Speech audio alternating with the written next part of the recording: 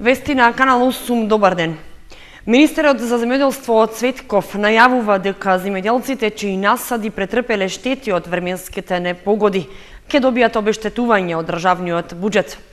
Висината на сумата не беше обелодената, но ќе биде во рамки на финансиските можности предвидени за такви намени за оваа година. Сите земјоделци во државата чии насади претрпеле штети од временските непогоди ќе добијат финансиска помош од државата во вид на обештетување. За сега не е позната точната сума што ќе им биде исплатена, затоа што се уште се прават согледувања на размерот на оштетувањата. Потврда дека во владата се размислува за исплата на парична помош на земјоделците даде и министерот за земјоделство Михаил Цветков, при што рече дека во текот на целата година имало лоши временски услови, па штетите воопшто не се за занемарување, односно кај одделни култури производството е преполовено. Штетите во сите области на земјоделието се огромни. Знаете, во Ресен имаше, каде што е болката, имаше град каде што е некаде 50% од родот е уништен. Сега грозјето, знаете дека исто така има огромни проблеми со предвидувањата се дека околу 50% исто така е уништено. Секако дека и во градинарските култури гледате пиперката, патлиџанот, кој што е отворено, исто така има проблеми. Значи, ние ги сумираме резултатите, ќе ги видиме кои се штетите и согласно средствата кои што располага владата ќе бидат обештетени. Вие секако знаете дека јас тоа го веќе владата донесе одлука за за пченицата обештетување. Знаете дека таму веќе донесовме одлука за сите оние фармери кои што имаат површини до 10 хектари, дека субвенциите ќе им се зголемат за 3000 денари, односно од 9000 ќе добијат 12000 денари. Цветков рече дека во Министерството се следат состојбите со ширењето на болеста син јазик кај крупниот добиток, но не може да се стори многу таа да се спречи. Па ќе се чека интензитетот на болеста да се намали по природен пат. Јас имав средба минатата недела со сточарите, со дирекцијата, со агенцијата за храна и ветеринарство. Значи, ја следиме состојбата. Некаде до минатата недела имаше некаде околу 1300 угинати овци. Се очекува дека овој број ќе расне уште, се додека траат овие топли и влажни временски услови. Значи, болеста ќе се шири. Вие знаете дека основен проблем за оваа болест е комарецот, кој што е дојден од Турција и нема друго решение осим да дојдат поладни денови, да тој угине и со тоа и се прекине со оваа болест. Министерот рече дека единствена можност за спречување на болеста син јазик е со превентивно вакцинирање на добитокот, за што се разгледуваат можности идната година да се направи сеопфатна акција на територијата на целата држава. Истовремено тој најави дека се планира и сточарите да добијат соодветен надоместок за добитокот што им угинал како последица на болеста. Инвестиции од околу 200 милиони евра во водостопанската инфраструктура планира владата за наредните 10 години. Дел од средствата ќе се вложат и во каналската мрежа на подрачјето што го покрива хидросистемот Брегалница, зашто Министерството за земјоделство во Штип организираше јавна расправа. По околу 20 милиони евра годишно во наредните 10 години планира да вложува владата во развојот на земјоделството, односно за изградба и реконструкција на системите за наводнување во целата држава. За да се согледаат приоритетите и да се изготви соодветна програма, неопходна е непосредна комуникација со директните даватели и корисници на хидросистемите, беше речено на денешната јавна расправа на тема инвестиции во водостопанската инфраструктура во рамки на подрачјето на хидросистемот Брегалница во периодот од 2015 до 2025 година. На средбата учествуваа градоначалници од регионот, представници од водостопанство, земјоделци, а присуствуваше и министерот за земјоделство. Ние ќе чуеме денеска кои се потребите за овој регион и секако после одржаните јавни расправи низ цела Македонија ќе имаме комплетно предлог, ќе дадеме на влада што е тоа што планираме во наредните години за 200 милиона евра да направиме, значи ќе има коначна верзија, значи ова сега веќе уште е расправа. Минатата година од Министерството за земјоделство беа одобрени 18 милиони денари за санирање на оштетувањата на главната каналска мрежа на хидросистемот Брегалница, од кои 6 милиони за делницата од Кочани до Злетовска река и 12 милиони денари за санација на десниот магистрален канал од селото Црнилиште до Лозово. Како приоритет за оваа година ќе ни биде санацијата на испустот ГК-18, исто така ќе се продолжи санација, значи нови проекти се прават за санација на каналната мрежа на десниот магистрален канал во Свети Николе, односно на делницата од Свети Николе до село Црнилиште, значи тоа ќе биде делница на околу 5 километри. Сега се изготвува таа проектна документација и надевам се дека пред започнување на сезоната за наводнување целата работа ќе биде завршена. По јавната расправа беше речено дека чистењето на каналската мрежа во државата тече континуирано и не е поврзано со 10-годишната програма за инвестирање во системите за наводнување. За годинава се предвидува да се исчистат 140 километри канали, за што тендерот е завршен, а најверојатно идната недела ќе биде избрана и фирмата што ќе ја чисти каналската мрежа. Изработка на општинска стратегија за справување со климатските промени е целта на обуката која се одржа во просториите на локалната самоуправа на општина Виница. Обуката е дел од УСАИД проектот Општински стратегии за климатски промени. Децата од предучилишна возраст, како и учениците во пониските одделенија во основните училишта, како пешаци се најзагрозена категорија учесници во сообраќајот, поради што неопходна е стручна работа за нивно воспитување и заштита. Тоа беше констатирано на состанокот на Општинскиот совет за безбедност во патниот сообраќај од Кочани, а чија единствена точка на дневен ред беше подигањето на безбедноста на најмладите. По добиените писмени известувања од Републичкиот совет за безбедност во сообраќајот на патиштата, а во соработка со Министерството за внатрешни работи и Министерството за образование и наука, Советот започнува активности за реализирање на традиционалната акција да ги заштитиме децата во сообраќајот. И оваа година поголемо внимание пред се ќе биде посветено на стручните предавања на децата од основните училишта од 1 до 5 одделение, како и на големата група во детските градинки. Целта на овие предавања е значи да се опфатат овие ученици како пешаци пред се учесници во сообраќајот, кои се најзагрозени и доколку учествуваат во сообраќајни незгоди обавезно се здобиваат со телесни повреди или тешки телесни повреди. Целта е да ги научат правилата на движење во сообраќајот како пешаци, од друга страна да им се укаже кои се најбезбедните патишта за одење од домот до училиштето и назад, како и на обврските и на што треба да внимаваат, поготово на крстосниците во градот Кочани. Веќе е одржан договорен состанок со директорите на основните училишта и на детската градинка за начинот и периодот на одржување на предавањата, што според планирањата ќе се одвиваат во текот на септември и октомври. Првите предавања ќе започнат в понеделник и ќе бидат наменети за децата во клоновите 1 и 2 на детската градинка во Кочани. Договорни состаноци за организирање на акцијата за поголема безбедност на децата во сообраќајот се предвидени и со одговорните за образование во соседните општини Зрновци и Чешиново Облешево. Прв хуманитарен настан под наслов Вечер на вино и колачи организираше Ротари клубот Кочани Виница. Собраните средства ќе бидат наменети за помош на лицата со посебни потреби и реновирање на Виничкото училиште Славчо Стојменски. Вечер на вино и колачи организираше Ротари клубот Кочани Виница во хотелот Центро Бизнис. Настанот имаше хуманитарен карактер. Присутни беа членовите од Ротари клубот и Ротаракт клубот, составен од младите членови од 18 до 30 години, како и гости и пријатели од Кочани и Виница, кои со свој скромен придонес ќе им помогнат на оние на кои им е потребна помош и собраните средства од котизацијата ќе ги донираат на Дневниот центар за лицата со посебни потреби од Виница. На вечерта имаше донации за дегустација на вино и колачи од разни компании кои ја покажаа својата хуманост. Средствата ќе ги поделиме на две институции во Виница, и тоа на Дневниот центар за лица со посебни потреби.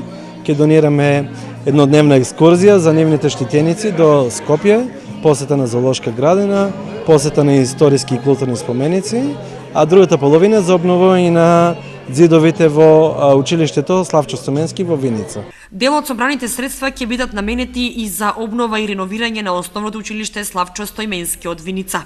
Донацијата е во вид на средства кои што ќе бидат наменети за набавка на мрсна боја за бојадисување на цоклињата од основното училиште Славчо Стоименски Виница. Тоа се во делот на ходниците и самите училници во кои престојуваат учениците од училиштето. Ротари клубот со вакви донации и хуманитарни настани ќе продолжи и понатаму, рече Цветанов, и додаде дека Ротари клубот оправдано за време на годишните одмори беше со намалени активности, но од септември стартуваат со засилено темпо на работа. Веќе во понеделник на 22 септември организираат едукативно предавање на тема превенција од кардиоваскуларни заболувања, чиј предавач ќе биде доктор Кирил Шуберлиски, специјалист интернист и член на Ротари клубот. Предавањето ќе се одржи во Еврохотел Брана Градче. Волонтерите во Окочани импресионирани од Македонија и гостопримливоста на луѓето. Тоа е и добра промоција на волонтеризмот, кој во земјава заостанува зад глобалните трендови. Четворица волонтери од Мировниот корпус на Соединетите Американски држави и еден волонтер на Европскиот волонтерски сервис од Сдруженијето Павел Шатев во моментов предстојуваат и волонтираат во Окочани.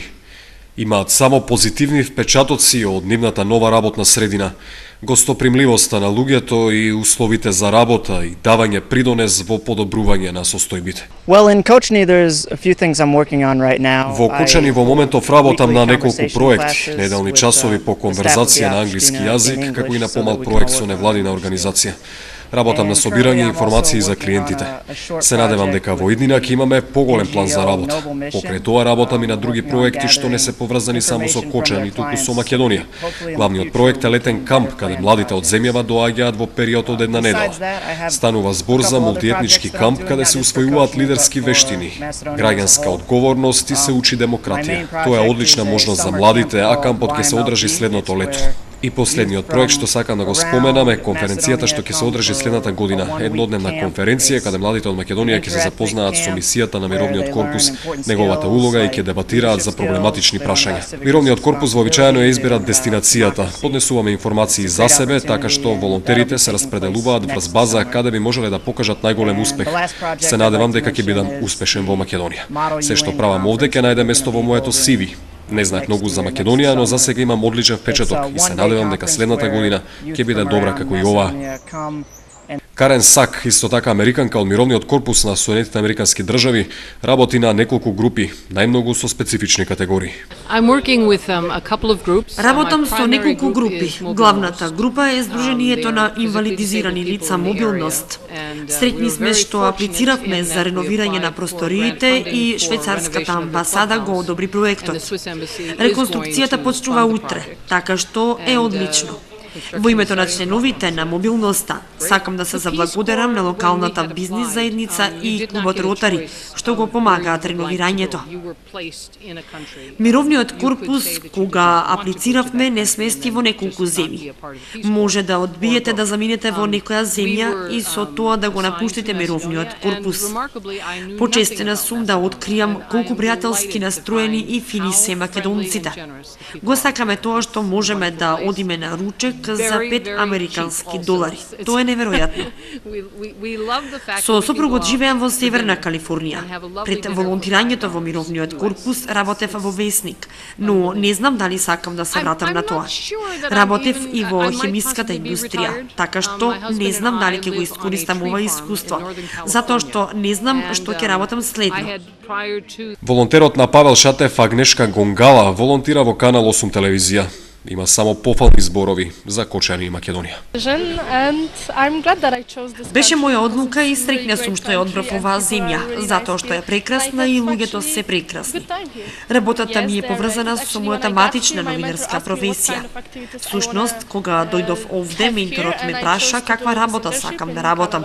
И јас избрав размена во Канал 8 телевизија, како и ангажман и во магазинот за Европскиот волонтерски сервис. Нема многу разлика меѓу новинарството и медиумската работа помеѓу Полска и Македонија. Можеби се разликуваат во некои детали, но генерално се работи за истото. Ќе размислам за следна дестинација. Тоа ќе бидат моите постдипломски студии. За некоја следна волонтерска работа се уште не сум сигурна. Волонтерството кое во Европа и светот има долга традиција е помалку познато и застапено во Македонија поради менталитетот на материјална сатисфакција која тесно се поврзува со каков било работен ангажман. Волонтерите се одличен пример за космополитската пракса, служба за, но и над сопствените интереси. И годинава за најмладите пешаци и учесници во сообраќајот ќе се реализира акцијата за нивна поголема безбедност, при што се планираат наменски предавања. Носител на акцијата е Општинскиот совет за безбедност во патниот сообраќај. Освен во Кочани, таа ќе се спроведе и во соседните општини Зрновци и Чешиново Блешево. Во рамки на процесот на спроведување на Зелена агенда како дел од УСАИД проектот Општински стратегии за климатски промени, во просториите на локалната самоуправа на општина Виница се одржа обука за климатските промени. Обуката ја спроведе експертот за климатски стратегии Методија Димовски. Присутните беа воведени во климатските промени, а се правеше процена на ранливост на климатските промени и прилагодување на истите. Целта на денешната работилница е да ги информираме, да ги запознаеме, да ги едуцираме вклучените поединци во реализацијата на проектот по општина Виница за климатските промени, за нивното влијание, за можноста да се бориме против нив. Особен акцент ќе ставиме на адаптацијата, значи капацитетите за адаптирање, односно прилагодување кон последиците од климатските промени. Присутни беа представници на граѓанското општество од Виница, невладини организации и вработени во општинската администрација, кои што во рамките на својот капацитет се вклучени во реализацијата на активностите во овој проект. Крајниот продукт на производот ќе биде изработка на општинска стратегија за справување со климатските промени, а проектот има капацитет да финансира дел од најприоритетните активности како пилот проекти кои што ќе бидат реализирани веднаш по изработката и усвојувањето на општинската стратегија од страна на општината. Ова е втора фаза од реализација на проектот. После Виница вакви обуки ќе бидат спроведени и во други градови од Републикава.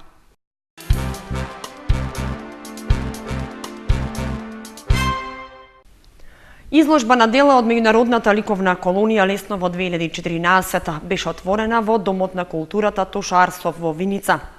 Десетината автори кои учествуваат во колонијата годинава дале акцент на абстрактното во сликањето на делата.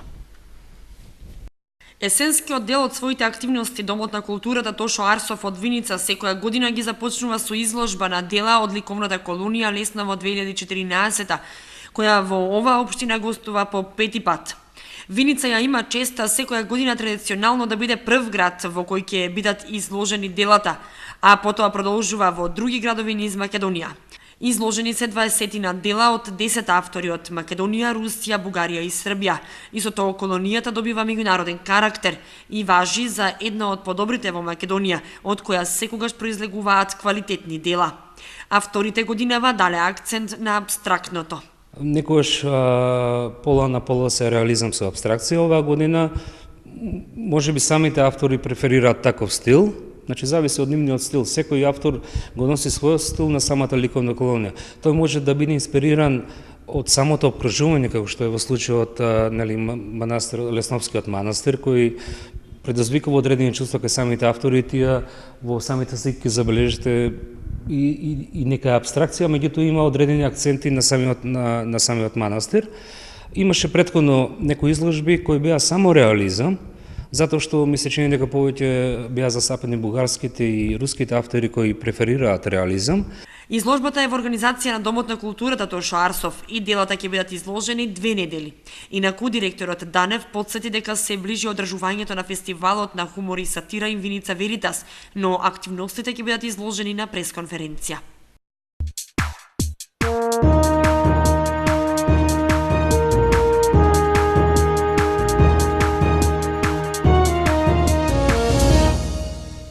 И за крајот вестите проследете спортската информација. Виничкиот ракометен клуб во Ракометната академија на Металург. Тоа е една од определбите на македонскиот ракометен шампион за регрутирање на млади таленти. Националниот спорт, ракометот во Виница влегува на голема врата. Ракометниот клуб со кој работи професорот Тодорчо Николов подпиша 4-годишен договор со Металург, со кој се обврзува да работи според принципите и стандардите на професионалците, а координатор на академијата е Лино Червар. Клубот кој работи под покровителство на Средното општинско училиште Ванчо Прки е отворен за упис на нови членови на возраст од 7 до 15 години. Како што може да видите и самите гледачи, интензивно работиме на подготвување на екипата. Пријавивме машка екипа за прв пат во градот Виница, ќе се натпреварува во Пионерската лига на Македонија. Учество земаат децата родени 1999 и помали. Тренираме 4 пати неделно, понеделник, вторник, среда, четврток е слободен ден и петок. Термините се од 16 до 17 часот. Истите важат и за упис на нови членови. Сите што се заинтересирани можат да се јават во истите термини, овде во салата, во спортската сала во Виница. Тренерот Николов интензивно ги подготвува членовите за предстојните надпревари во Пионерската лига на Македонија кои почнуваат во октомври, а екипата ја сочинуваат деца кои 1 година и повеќе тренираат во клубот. Летово беа и дел од кампот во организација на Металург, така што и очекувањата за одлични резултати се реално оправдани.